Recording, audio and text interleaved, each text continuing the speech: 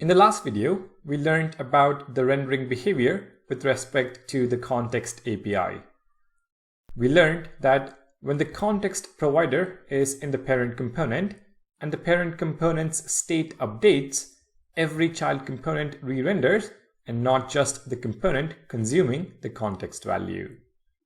In this video, let's see what is a simple possible solution to improve the rendering behavior.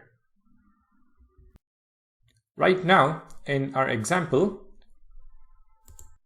when the count state updates, the default rendering behavior causes all the children components to re-render. Ideally, what we want is only the parent component and the child C component to re-render. The way to achieve that is using React memo. In the context children.js file, apart from exporting child A, I'm also going to export memoized child A. So export const memoized child A is equal to react.memo, and we pass in child A component. And back in the parent component, we are going to import memoized child A and use that as a child of the context provider. Let's now head to the browser and test this out. On page load, we have the 4 log messages corresponding to the initial render. Now, if I clear the console and click on the count button, we see the log messages from only the parent and child C component. The rendering behavior is optimized to the way we want it to behave. Let's quickly understand what is happening here. When we click on the count button, the state changes in the parent component, which causes the parent component to re-render. Because the parent rendered, React now has to re-render the child component. But the child component is wrapped with React memo.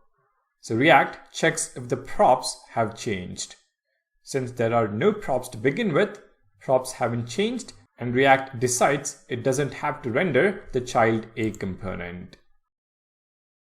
Since the child A component did not render, child B component has no reason to render. So we don't see the log statements for child A and child B.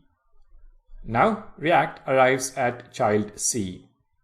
It sees that it consumes the count context value, whose value has now changed. So React proceeds to re-render child C component.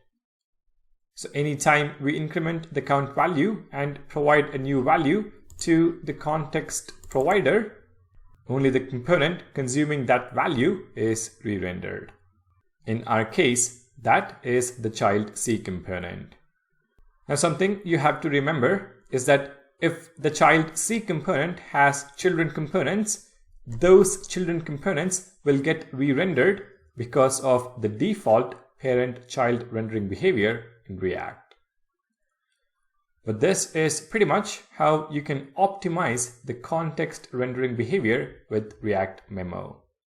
By wrapping the child component of the context provider with React memo, state updates in the parent component will not force every component to re-render, but only the components where the context is consumed.